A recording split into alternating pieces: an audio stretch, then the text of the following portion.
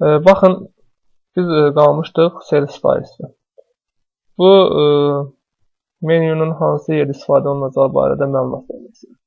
Deyək ki, siz həmişə başlıqları müəyyən bir formada sarsınız, ona rəng verirsiniz, stylini dəyişirsiniz və yaxud da ki, bu xanaya elə bir number format təyin eləmək istəyirsinizsə, həmişə belə də istifadə edəsiniz.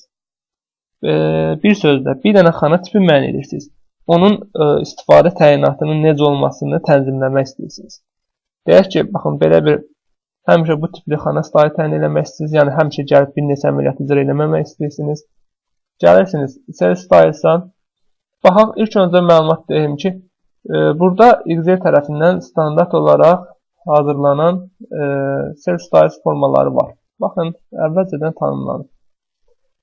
Siz əgər bunlar qane eləmirsə və mən dediyim kimi belə bir şey hazırlamaq istəyirsə, New Sales Styles deyirsiniz. Baxın, formata daxil oldunuz. Həmin rəngi seçirəm. Border hissəsinə gələm, sərhədləri müəyyən edirəm. Burada var number formatın general olub olmamağı, baxın, tənzimləyə bilərik. Əgər bu xanadakı məlumatların sağa sola alignment olub olmamasını tənzimləyə bilərik. Və yaxud da ki, üzərində olan fondun tətbiq edilib edilməməsini tənzimləyə bilərik. Çərçivələri olub olmamasını tənzimləyə bilərik. Fillə, yəni həmin bu tətbiq edədiyimiz rəngin doldurulub doldurulmamasını və ya protection olub olmamasını tənzimləyə bilərik.